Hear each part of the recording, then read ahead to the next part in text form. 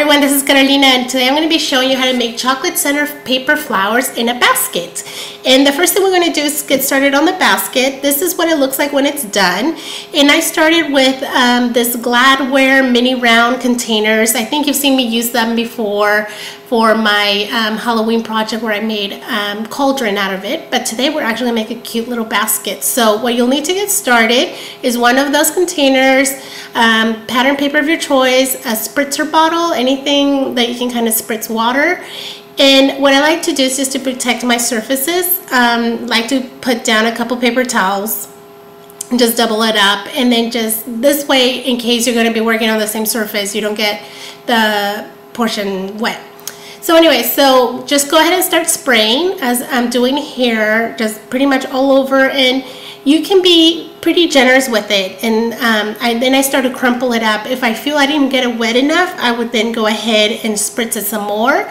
As I do, at this point where I'm laying it out, and I'm being very careful because I actually got a really good amount of water in there. So now that it's kind of easy to use, almost like fabric, I go ahead and just kind of gather all the edges and bring it into my little container and then start opening it up.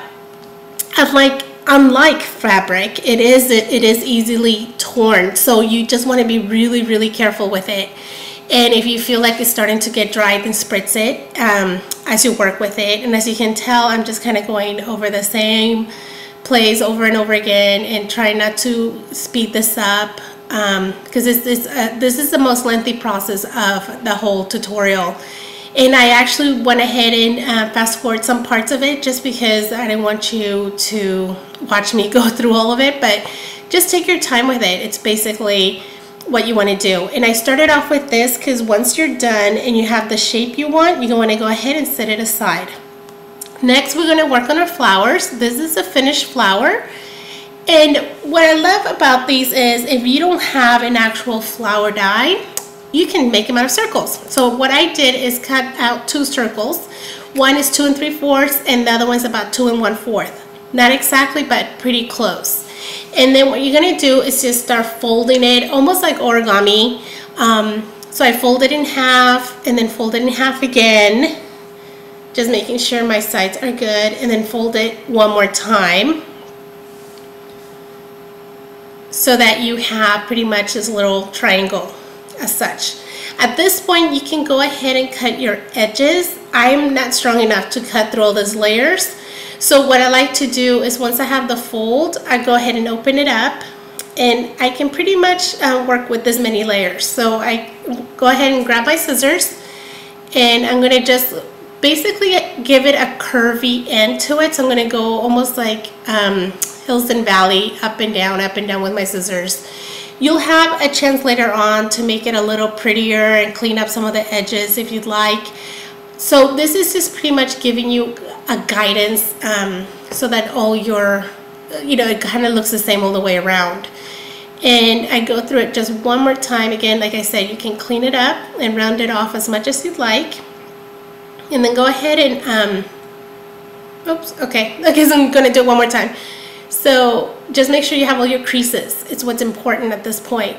And open it up, and then you're going to start making slits. Anywhere that there is a fold, you're just going to make a small slit as such. And you're going to go through your whole circle and just unfold and fold, unfold and fold, and cut as you go until you have pretty much everywhere that there's a crease, you will make a slit. Okay, so let me fast forward through this. And then go ahead and open it up, and as you can see, I have done that and went through all of the sides. Okay, I need this one side left. I think I need one more after this, and then we should be done. It's important that you have all these because this basically is what's going to make your petals. So yeah, this is the last side I need. This is what's going to make your petals. This is where, like I said, you can go ahead once you've done all the slits and round off each section however you want to do it and give it a little bit more form. Totally up to you. I just like to have my petals have a little bit more of a rounded edge instead of all you know, straight edges. So again, like I said, this is the time you go ahead and do that, and I can show you really quick just right there. Okay, so once you've done that, you're going to start just kind of forming your flower in the shape that's going to turn into, as I showed you at the beginning. Just kind of go in and out, in and out. And then you want to set this one aside. This one's your outside flower. And then you're going to do the exact same thing I'm doing here. You're going to do to your smaller circle, because basically that smaller circle is going to fit into this bigger circle. And you'll see that in a second. So once you have the form you want, like I said, set it aside, and let's get your smaller circle as well as a piece of candy. And what I'm using here are Rolos. I think you're all familiar with it. I think other candies would work too. I just like the gold wrapper because I thought it kind of popped. And I went ahead and wrapped a piece of double-sided tape. And I mentioned, or I actually wrote at the beginning of the video a link to where I found most of the materials that I'm using here. So you can actually find a double-sided tape there as well at Tailored Expressions. I know a lot of you have asked me about that, so feel free to go there. Okay, and then I'm just going to put my little Rolo in the middle of my flower. Like I said, you can use any chocolate you want. I just kind of like the shape of it, and I like the gold, so that's why I went with it. And I do want to apologize because it's really, really hot today. It's about 98, almost 100, so my chocolate started to melt a little. And if this happens to you, I would say just pop it in the freezer. I just didn't want to take any more time from taping, so you'll see like my middle will start to get dented a little bit, but it's okay. And you can actually always pop it in the freezer or in the refrigerator once you're done with your flowers as well. Okay, so what I'm doing here is just going through it and manipulating each petal and just kind of turning it, giving it some form.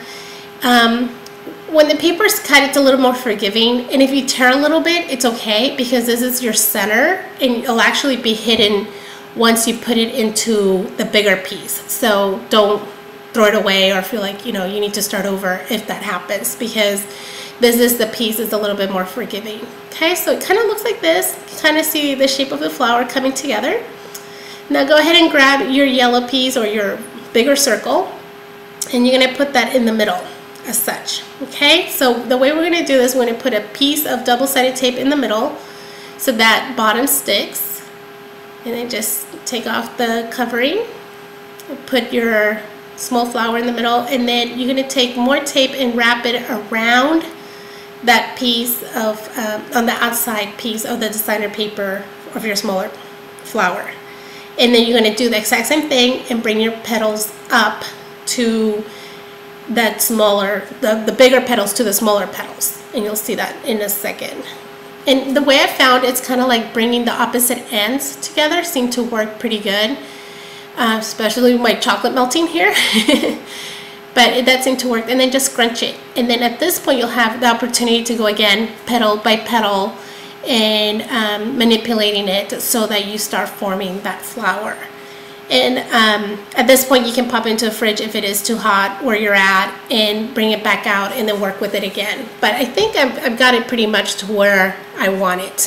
So I went ahead and, for the interest of time, made several others just like these so that I can show you how I assembled them all into the basket that we made earlier. And this is why it was important to make the basket first, so that it had time to dry. Okay, so this is the basket, and as you'll be able to tell, it's completely dry. It holds its shape as such, so it's kind of neat. If you want to use it like this, it's fine, but I kind of like the plastic container just as a reinforcement. So this is also fun to do. You can always spray it with you know, some spray to kind of hold its shape, but I think it's fine as this, and so I am using a plastic container. I go ahead and put one flower in the middle, another one on top, so you have two layers at the bottom, and then I start stacking the top ones, like basically 2 towards the back and then 1 in the front. So I made a total of 5 ahead of time. So it just looks full, it looks pretty. And on my blog I'm going to show you actually the card that goes with it, so make sure to check it out. And then I made this flower, basically it's 2 buttons stacked on top of each other. I think it's kind of neat, and this ribbon treatment, and then just added double-sided tape on the back And with that, you're done. You can just add it to your little basket, and with the card, it's ready to be gifted. Hope you have fun making these.